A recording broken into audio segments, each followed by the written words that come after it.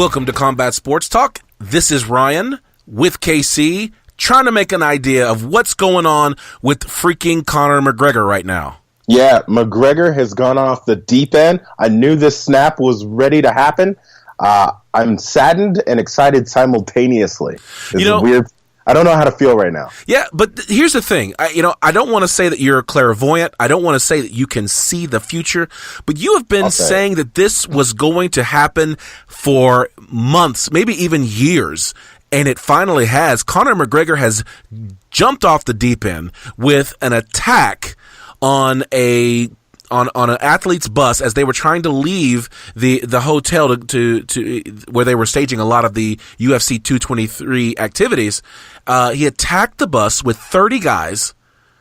Yeah, it was nuts. Smashed windows. And it was the red corner bus, so it's not like he was going after, even though his intent was to go after Khabib, the collateral damage that was there, I mean, you've got Joanna on the bus. You've got Rose on the bus. You've got Khabib on the bus. You've got pretty much the whole red corner on the bus heading out to their other media obligations, and they're being attacked by another fighter and a gang of, a literal gang of dudes coming to attack you.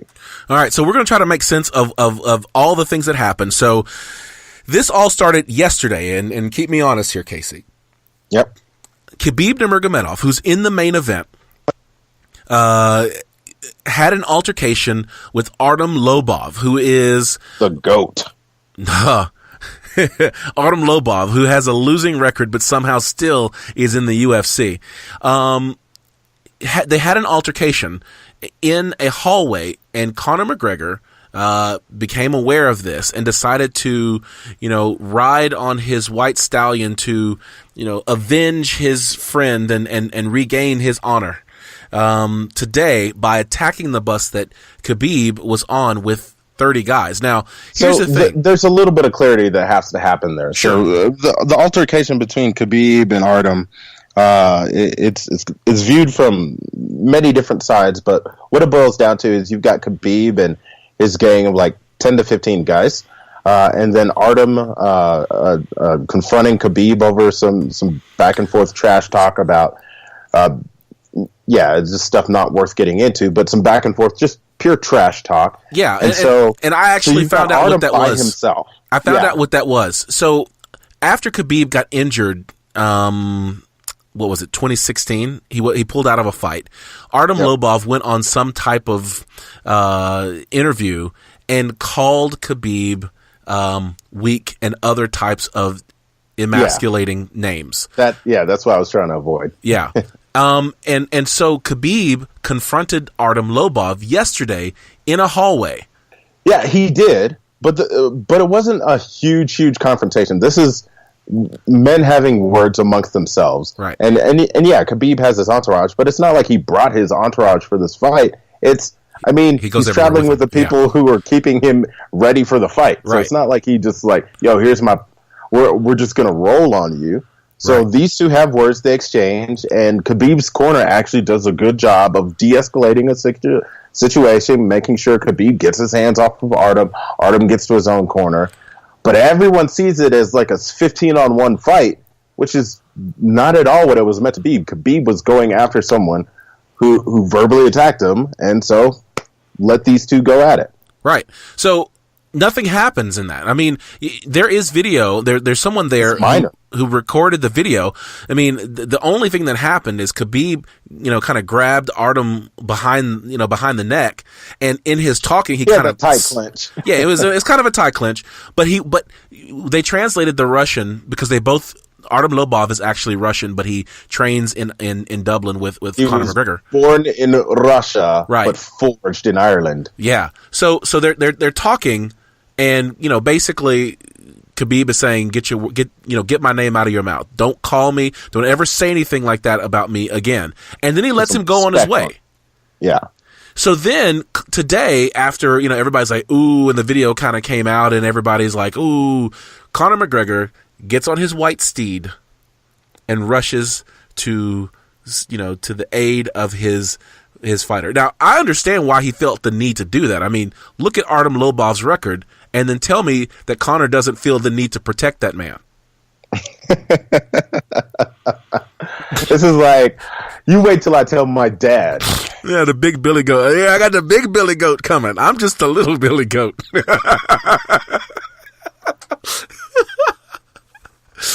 So Conor McGregor, now he uses what's the name of their Mac Life is the name. Yeah, of Mac Life is a fight.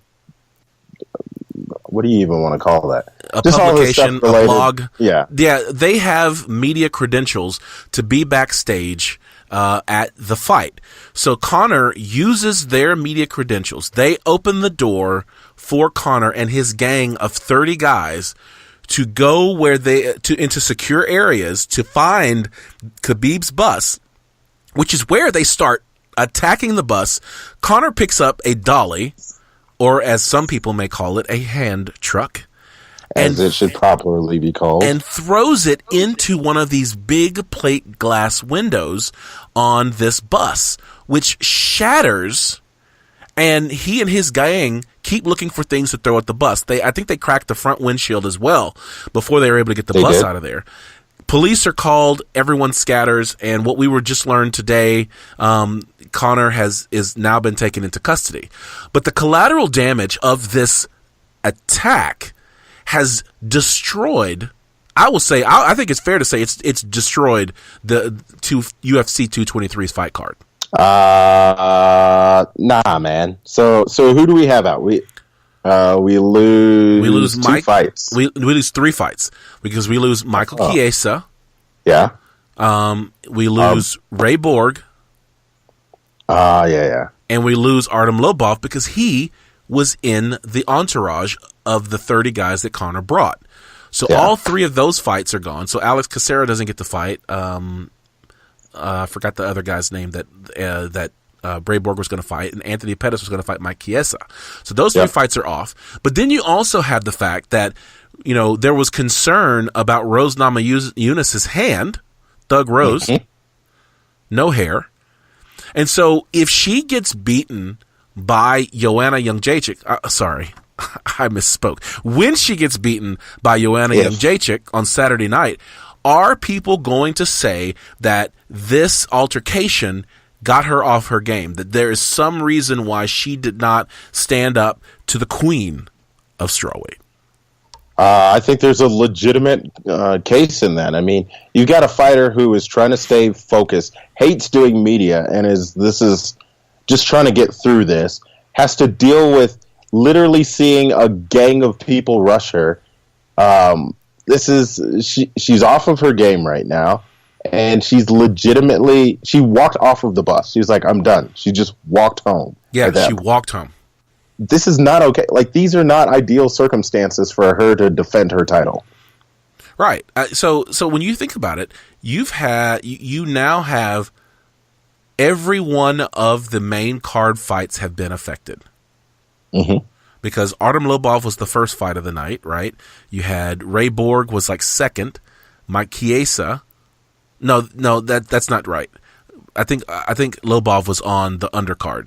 But 3 of the 4 fights. Yeah, he was an undercarder. Yeah, so 3 of the 4 fights were three of the 5 fights. 4 of the 5 fights. I don't know. Let's see. Yeah, but who cares about the prelim anyway? Yeah, but actually, the main event was affected because the pre-prelims.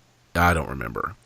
Oh, okay. But you've affected your co-main event. You've affected at least 2 of the other fights on the card with Mike Chiesa and Ray Borg. So that's 3. Yeah, I mean, you've been, in a sense, you've affected the main event also. Oh yeah, this is not what you wanted to have Khabib focused on, right? So I think that this card is damaged. This is quite the charge. I don't really know what to think now, but you know what? I think a couple things. Though. Okay. I put a lot of this on Dana. So much of this could have been avoided. I know you wanted the drama, but if Dana had stripped Conor before and not just waited till this big event, like, you don't have a crazy, because Conor, like, we want to put it on just today, but Conor was starting to fall apart even before, even yesterday, as he tweets back at Dana was never my friend. The UFC owes me. And what was the other thing? He tweeted some stuff I can't say on the podcast. Okay, fair. So all of that, it's you had a guy who was unraveling. He was coming apart at the seams. This was just adding more gasoline to the fire that was the unchecked flame of Conor McGregor's ego. And this is all on Dana White. So you know that I have traditionally been quite the defender of Dana White. I've been a defender of Conor McGregor. I've been a defender of the UFC. But that's like basically the bad guy. I bet you cheered for Killmonger in Black Panther, didn't you? I'm not going to answer that question.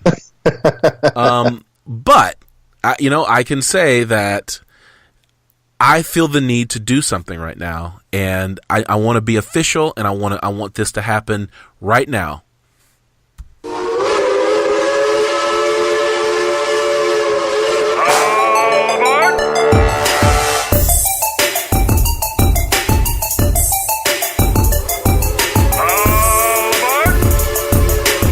Train. See, I have been on the Conor McGregor hype train for a very long time, and I've tolerated the bottle throwing. I've tolerated, all of the things that he's done, the things that he's said. I've even advocated for more of it. Even on the show that we did earlier this week, I advocated Conor McGregor showing up in New York, sitting front row, and creating a spectacle so that all eyes would be on him, and that would make for a better fight. This is not acceptable. This is not professional. This isn't even legal. And I cannot stand by and support someone who has been allowed to do the types of things that he's done leading up to this. So I am officially stepping off the Conor McGregor hype train. That is a wise move, because he's going to be in jail soon. Well, he's technically already. Technically in jail. Yeah. So for those of you who may still be supporting Conor in some way, I got something for you.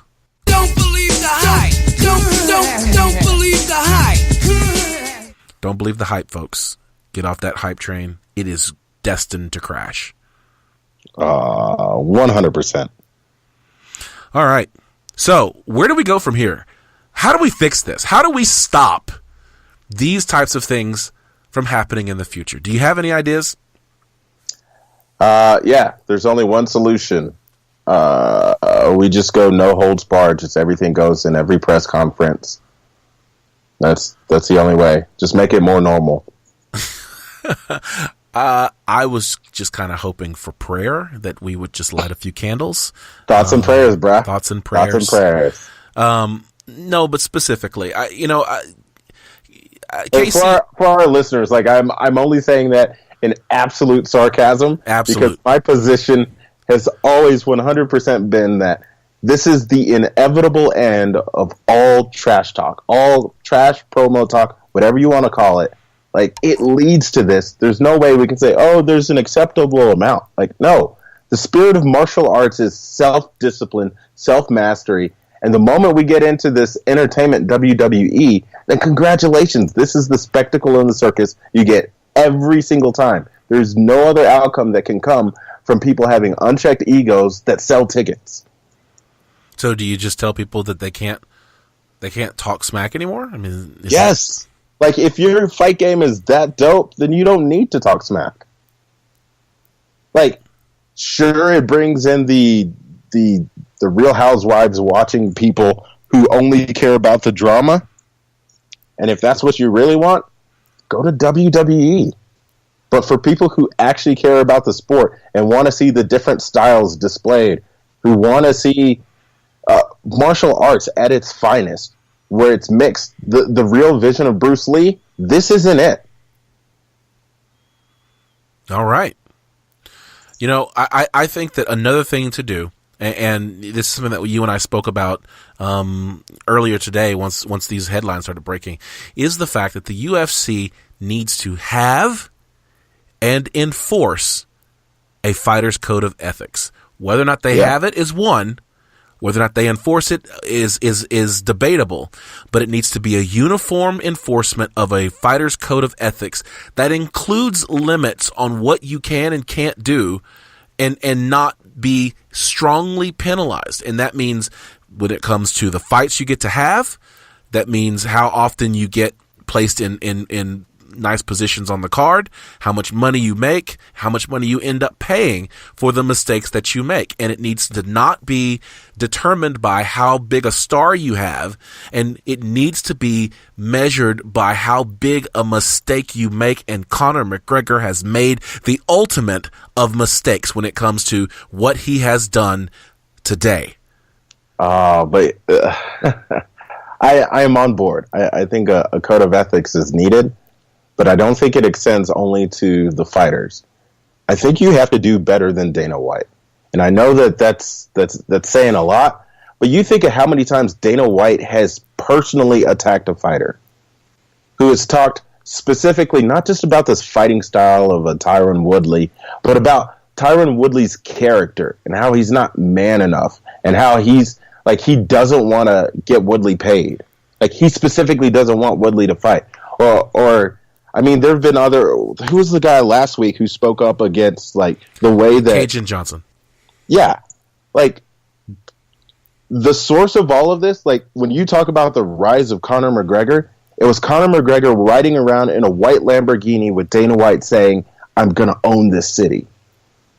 Like, Dana White is a cancer within the UFC, and we just allow it.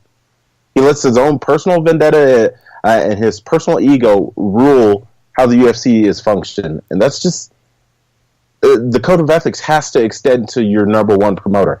And don't get me wrong, Dana White is a great promoter. But as far as, like, where the promotion is headed, I don't think he's the right guy. Okay. So there you have it. It's going to be interesting. Do you have any idea, any thoughts on what's going to become of this? Yeah, I think you're going to see the blessed era. I'm just going to switch gears completely. I don't know what's going to happen. There's so much happening in real time right now. Dana White is saying that Conor is going to be sued, and honestly, he will be sued by quite a few. You'll have the UFC suing him. You'll have the individual fighter suing him for personal damages and loss of income. Like, there's so many things that Conor's going to lose a lot here.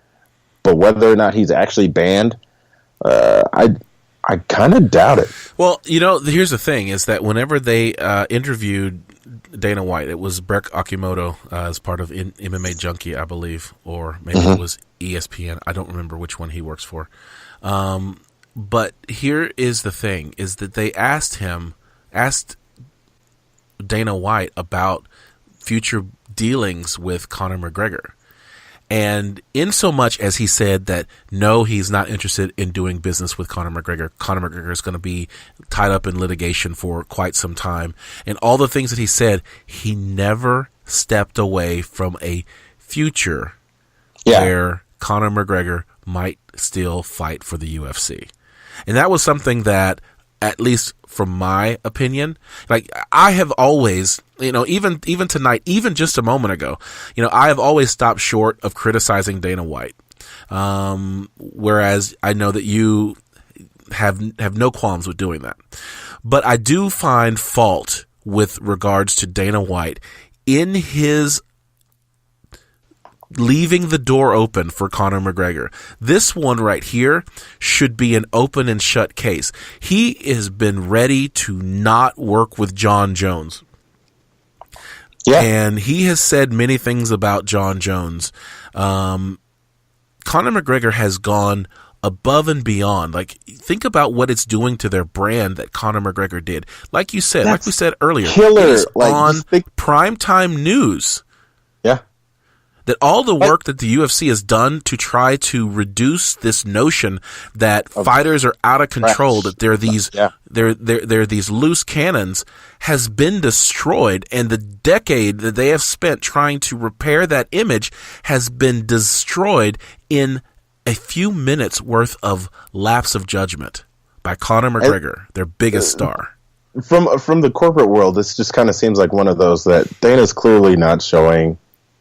Like, he's not showing the ability to evaluate people very well. Like the people that he's shunned versus the people that he's let in and brought to the forefront really hasn't panned out well for him. So, I mean, the fact that Brock Lesnar is coming back after all of his drug scandals, but we hate John Jones because he might have unknowingly taken a performance-enhancing drug. Like, come on, bruh.